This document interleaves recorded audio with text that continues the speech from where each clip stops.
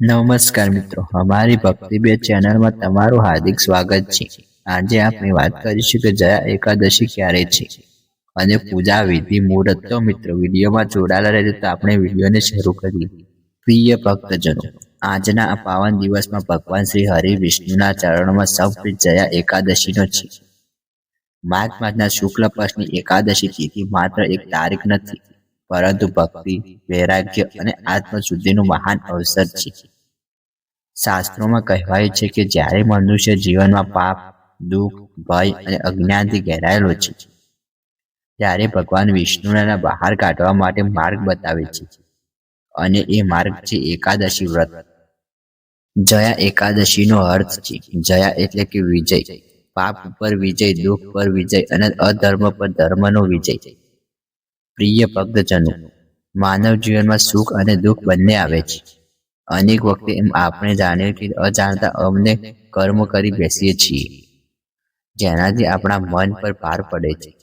એકાદશી એક એવા પાવન દિવસ છે જ્યારે ભગવાન પોતે ભક્તને કહે છે, આજે તું મને યાદ કર, તારા બોજ હું ઉઠાવી લઈશ. શાસ્ત્રોમાં કહેવાયું છે કે એકાદશીનું વ્રત માત્ર ઉપવાસ માટે નથી, એ તો ઇન્દ્રિયો પર સ્વયં, મન પર નિયંત્રણ અને આત્મ સાથે જોડાયેલો પવિત્ર પ્રયત્ન છે. જયા એકાદશી વિશેષ છે કારણ કે આ દિવસે પાપનાશી કહેવાય છે. આ એકાદશી મહિમા એટલે કે મહાન છે કે ભૂત પ્રેરિત નકારાત્મક શક્તિઓ અને અદૃશ્ય ભયો પણ દૂર થઈ જાય છે. પ્રિય ભક્તજનોએ, આજના યુગમાં માનવ બહારથી સુખ દેખાય છે, પરંતુ અંદરથી ચિંતાઓ, ભય અને અશાંતિથી ઘેરાયેલો છે. એવા સમયમાં ભગવાન વિષ્ણુની શરણ ગતિ અને એકાદશી વ્રત મનને શાંત આપે છે. માઘ માસને તપ અને ત્યાગનો મહિમા કહેવામાં આવે છે. આ મહિને કરેલી ભક્તિ સદગણું ફળ આપે છે, અને જ્યારે એ ભક્તિ જયા એકાદશી સાથે જોડાય ત્યારે જીવનમાં અદ્ભુત પરિવર્તનો આવે છે.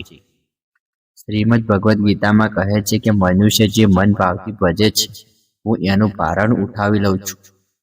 આજનો દિવસ આપણને યાદ અપાવે છે કે જીવનમાં સાચી જીત ધન, સત્તા કે યશ નથી, પરંતુ મનની શાંત અને આત્મશુદ્ધમાં આવે છે.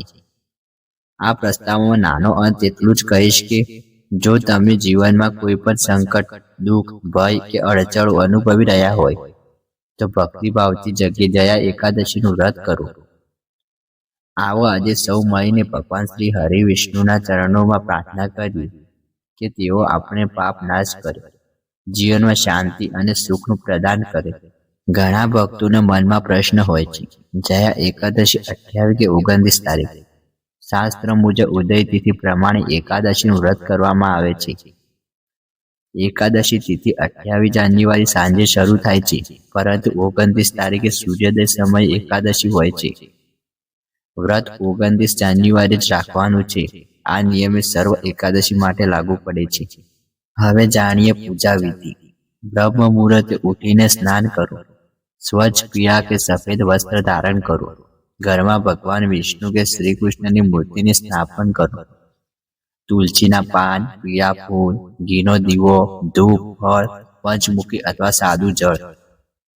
દીવો પ્રગટાવો, ભગવાન વિષ્ણુને નમન કરો, તુલસીને અર્પણ કરો, ઓમ નમઃ ભગવતે વાસુદેવ મંત્રનો જાપ કરો, વિષ્ણુ સહન નામ અથવા એકાદશી મહત્વ વાંચો વગેરે. ત્રિદશીના દિવસે સૂર્યોદય પછી પહેલા ભગવાનને ભોગ અર્પણ કરીને તુલસીવાળું જળ પીને પારણું કરવામાં શ્રેષ્ઠ માનવામાં આવે છે. આજે આપણે જયા એકાદશીનું મહત્વ, તેની પૂજા વિધિ સાંભળી. આ એકાદશી માત્ર ઉપવાસ કરવા માટે દિવસ નથી, પરંતુ આત્મચિંતન, સ્વયં અને ભક્તિનો મહાન અવસર છે. જ્યારે એકાદશી આપણને શીખવે છે કે જીવનમાં સાચા વિજય બહાર દુનિયા પર નથી, પરંતુ પોતાના મન અને ઇન્દ્રિયો પર હોય છે. જ્યારે મન શાંત હોય છે, ત્યારે ભગવાન પાદનો વાસ હૃદયમાં થાય છે. પ્રિય ભક્તજનો, શાસ્ત્રોમાં કહેવામાં આવે છે કે એકાદશી વ્રત કરવાથી જન્મ જન્માંતરના પાપો નાશ પામે છે. જ્યારે એકાદશીનું વિશેષ પાપનાશિક એકાદશી છે. જે ભક્ત શ્રદ્ધા અને નિયમપૂર્વક વ્રત કરે છે, તેને ભગવાન વિષ્ણુ પોતાની કૃપા ભયમુક્ત કરે છે. આજથી આ કથામાં આપણે જોયું કેવી રીતે અજાણતા કરેલું એકાદશી વ્રત પણ નાશપાપ મુક્ત અપાવે છે. તો વિચાર કરો કે જો ભક્તિભાવપૂર્વક શ્રદ્ધાપૂર્વક વ્રત કરવામાં આવે તો તેનું ફળ કેટલું મહાન હશે. આજના સમયમાં માનવ તણાવ, ચિંતા અને અસંતુષ્ટિથી ઘેરાયેલું છે. દોડધામ ભર્યા જીવનમાં આપણે ભગવાનને યાદ કરવા માટે સમય કાઢતા નથી. જયા એકાદશી આપણને રોકી શકે છે. એક દિવસ મને આપ, હું તારા અનેક દુઃખો દૂર કરીશ. પ્રિય ભક્તજનો, વ્રતનું સાચું ફળ ત્યારે મળે છે જ્યારે આપણે માત્ર ઉપવાસ નથી પરંતુ ખોટા વિચારોનો ત્યાગ કરીએ, અટુવાણી છોડીએ, ક્રોધ, ઈર્ષ્યા અને અહંકારથી દૂર રહીએ. એકાદશી આપણને દયા, ક્ષમા અને સત્યના માર્ગે ચલાવીને પ્રેરણા આપે છે. આ સમાપ્તિ ક્ષણે આવો સૌ મળીને ભગવાન શ્રી હરિ વિષ્ણુના ચરણોમાં હૃદયપૂર્વક પ્રાર્થના કરીએ.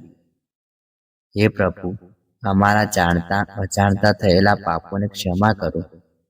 અમારા જીવનમાંથી દુઃખ, ભય અને અશાંતિ દૂર કરો. અમારા મનમાં ભક્ત, વૈરાગ્ય અને સદબુદ્ધિથી પ્રદાન કરજો. પ્રિય ભક્તજનો, જે ભક્ત જયા એકાદશીનું વ્રત કરે છે તેના ઘરમાં નકારાત્મકતા દૂર થાય છે અને જીવનમાં શાંતિ તથા સમૃદ્ધિ આવે છે. આ સાથે આજથી જયા એકાદશી ક્યારે છે તેની પૂજા વિધિ મુહૂર્ત અહીં પૂર્ણ કરીએ છીએ. ભગવાન વિષ્ણુની કૃપા સૌ પર બની રહે. જય શ્રી વિષ્ણુ, જય શ્રી કૃષ્ણ. હરિ ઓમ સત્સંગ. મિત્રો, વિડીયો ગમ્યો હોય તો લાઈક કરો, શેર કરો અને ચેનલ પર નવા હોય તો સબસ્ક્રાઇબ કરવાનું ભૂલશો નહીં. ધન્યવાદ.